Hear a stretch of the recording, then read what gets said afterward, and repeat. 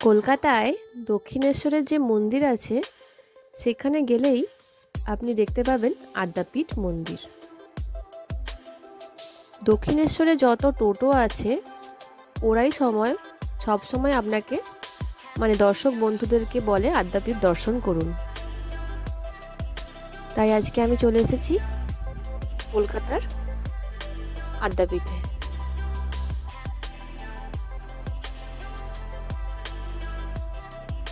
মন্দিরটি আমার খুবই ভালো লেগেছিল, কিন্তু মন্দির দর্শনের সময় হচ্ছে সকাল 10:30 থেকে 11টা এবং সন্ধেবেলা 6:30 থেকে 7টা। এই হচ্ছে মায়ের মেন মন্দির।